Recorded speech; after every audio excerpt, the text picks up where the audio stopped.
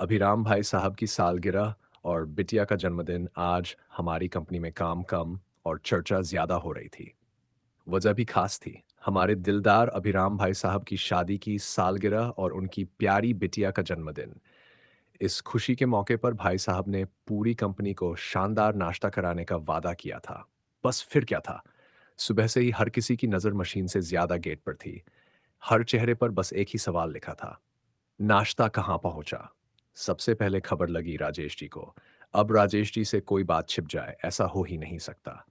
उन्होंने धीरे से अजीत जी के कान में कहा, आज भाई साहब का नाश्ता है। अजीत जी ने सुना नहीं कि तुरंत सुजीत जी तक खबर पहुंचा दी।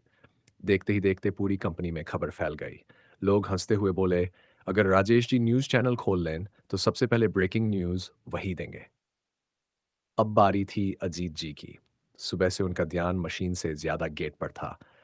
हर 2 मिनट बाद बाहर झांकते और पूछते, भाई अभी तक नहीं आया।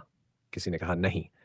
अजीत जी मुस्कुराकर बोले, लगता है नाश्ता भी ट्रैफिक जाम में फंस गया है। उधर सुजीत जी ने तो सुबह से कुछ भी नहीं खाया था। बोले, आज तो भाई साहब का नाश्ता ही करेंगे। लेकिन समय बीतने लगा तो उनके पेट ने ऐसी आवाज निकाली कि पास वाले बोले, लगता है मशीन नहीं, सुजीत जी का पेट चालू हो गया है। यह सुनते ही सब हंस पड़े। नरेश जी रात भर आराम से सोए थे, लेकिन जैसे ही किसी ने कहा कि आज नाश्ता मिलेगा, उनकी नींद ऐसे खुली जैसे अलार्म नहीं, समोसे की खुशबू ने जगा दिया हो। कंपनी पहुंचते ही पहला सवाल, नाश्ता आया कि नहीं। किसी ने कहा नहीं। नरेश जी बोले, ठीक है, मैं भी सही टाइम पर आया हूं, अभी इंतजार कर लेते हैं। छोटे रोशन जी पहले से नाश्ता करके आए थे। सबने छेड़ा, आपने तो पहले ही खा लिया। वे हंसते हुए बोले, घर का नाश्ता अलग, भाई साहब का नाश्ता अलग, खुशी डबल होनी चाहिए। बड़े रोशन जी पूरे मस्त अंदाज में बोले, मैं तो आराम से नाश्ता करूंगा, फिर सत्संग घूमने निकल जाऊंगा। सबने हंसकर कहा, पहले नाश्ता तो आने दीजिए, अभी से घूमने का प्लान बन गया।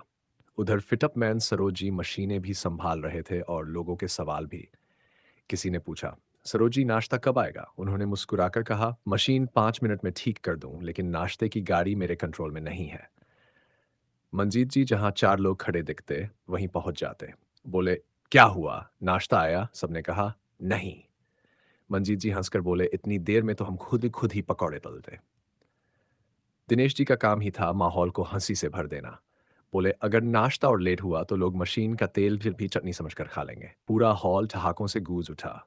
इसी बीच किसी ने जोर से कहा, पार्टी का सामान आ रहा है। बस फिर क्या था। राजेश जी और जमशेद जी दोनों तुरंत मुस्कुरा उठे।